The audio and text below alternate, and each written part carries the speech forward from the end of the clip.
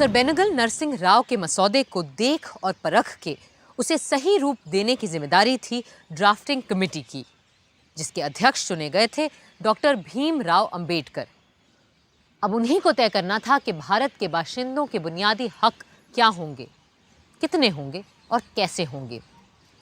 बरसों पहले सन 1931 के कराची कांग्रेस अधिवेशन में ही पंडित जवाहरलाल नेहरू ने साफ साफ हर एक हिंदुस्तानी के मौलिक अधिकार की बात सामने रखी थी और गांधी जी ने उनकी तायीद की थी।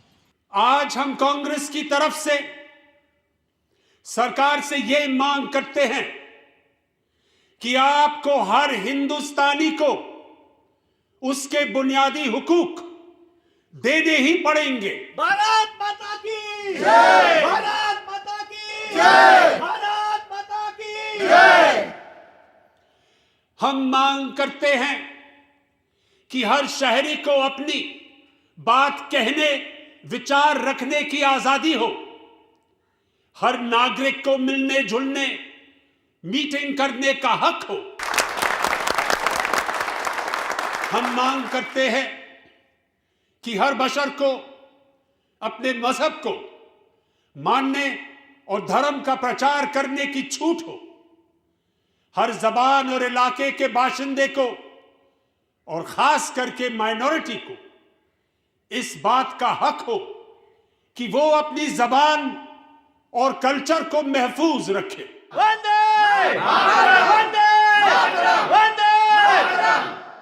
हम मांग करते हैं कि हिंदुस्तान का हर मर्द और औरत कानून के सामने बराबर होगा, चाहे फिर वो किसी कौम, जात, फिरके का क्यों ना हो। और ये कि धर्म, जात पात, इलाके की वजह से सरकारी नौकरी देने में किसी के भी साथ कोई भेदभाव नहीं किया जाए। और हम मांग करते हैं कि किसी भी इंसान को गैर कानूनी गिरफ्तारी, तलाशी और कुर्की से ना गुजरना पड़े। हम सब एक हैं! हम सब एक हैं! हम सब एक हैं! और हम ये भी मांग करते हैं कि हमें इस बात की आजादी हो कि हिंदुस्तान का रहने वाला हर आदमी पूरे देश में जहां चाहे जाए, रहे, बसे और काम, नौकरी, व्यापार कर सके। जब तक ये सारे बुनियादी हक हर हिंदुस्तानी को नहीं मिल जाते, मेरा आपसे वादा है कि ना मैं चुप बैठूंगा, ना आपकी कांग्रेस पार्टी। पंडित नेहरू जिंदाबाद! पंडित नेहरू जिंदाबाद! पंडित नेहरू जिंदाबाद! महात्मा गांधी की जय! महात्मा गांधी की जय! महात्मा गांधी की जय! मुझे कुछ अधिक नहीं कहना है, बस इतना बताना है कि भारतीयों के मूल अधिकारों को लेकर जो प्रस्ताव जवाहरलाल जी ने पेश किया है, वो इस सम्मेलन का सबसे महत्वपूर्ण प्रस्ताव है। यही अधिकार तो हमें बताते हैं कि कांग्रेस किस किस्म के स्वराज की कल्पना कर रही है।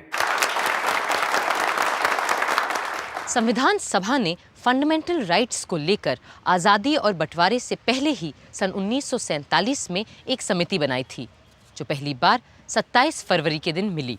As you are all aware, the main task of this committee is to discuss and make suggestions on the rights of the citizens. और मेरे विचार से किसी भी संविधान में उसके नागरिकों का बुनियादी हक सबसे अहम मुद्दा होता है। It is always about the fundamental rights. तो आप लोगों के जो भी सुझाव, प्रस्ताव आदि हों, बेझिझक सामने रखिए। If we look at the fundamental rights and guarantees embodied in the Irish and American Constitution, then all the rights that we may give should be enforceable in courts of law. इसके अतिरिक्त हमें उन अधिकारों की भी बात कर लेनी चाहिए जिन्हें भले हम आज अपने नागरिकों को ना दे पाए, पर जहां तक पहुंचना हमारा सपना है। That's very true, but is there any use in laying down precepts for rights which remain unenforceable and ineffective?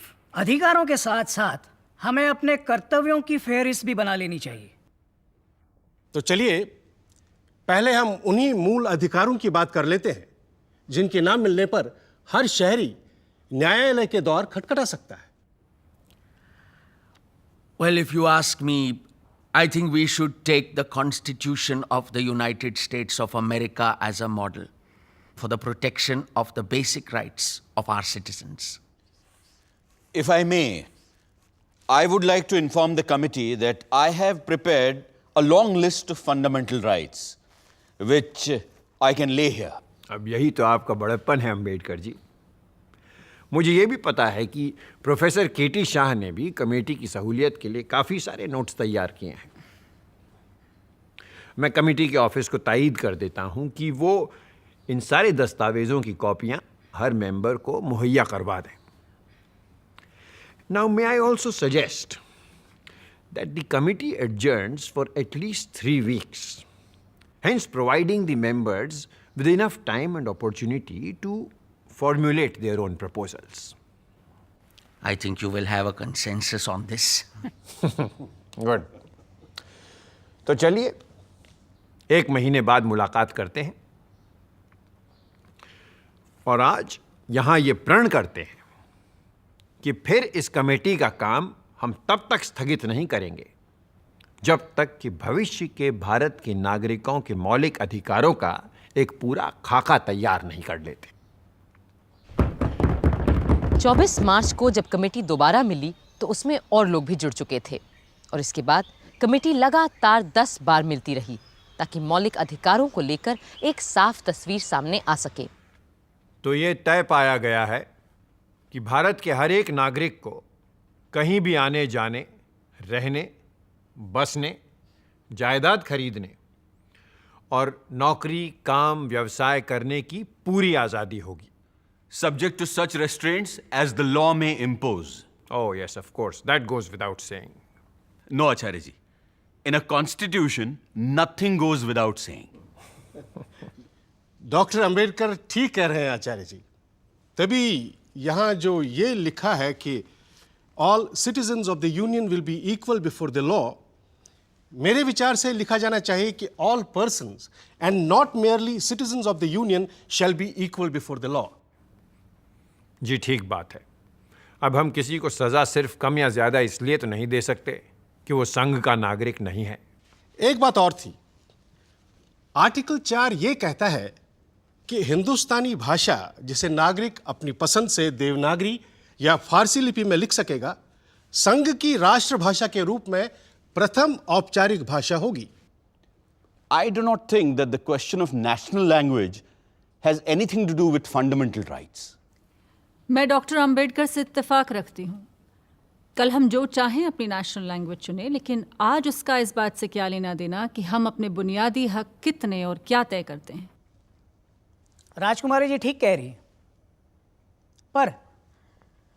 पर इनके राजकुमारी होने से मुझे एक बात सूझी है कि हमारे नए भारत में जहाँ राजा प्रजा सभी समान होंगे, वहाँ ये सारी पदवियाँ राजकुमारी, राजाधिराज, नवाब बहादुर, Chhatrapati, Kunwarpal, Diwan Bahadur, as I am called. जी, इन सारी वसीयत में मिली पदवियों का हमारे नए भारत में क्या काम? I am totally with you professor Shah. आज से आप मुझे सिर्फ अमृत कौर बुला सकते हैं।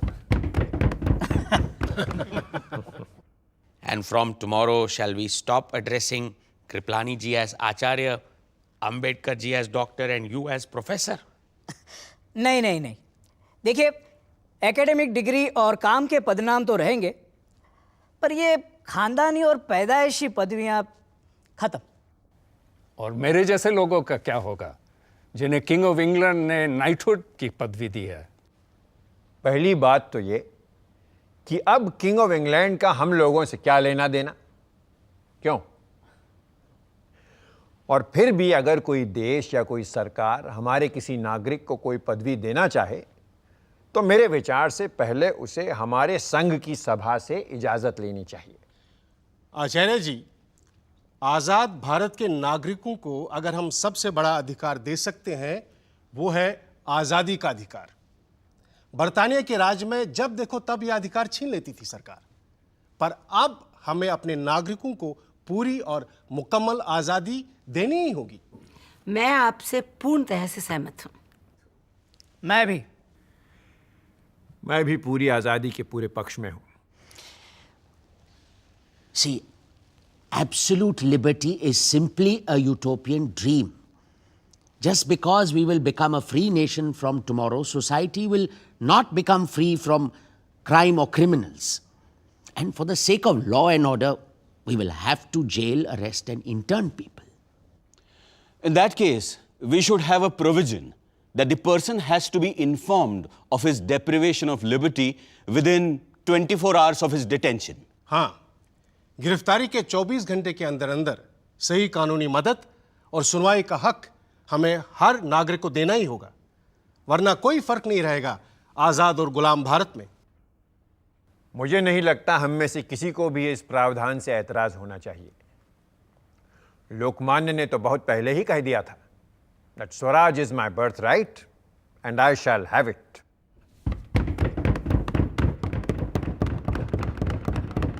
Here, here.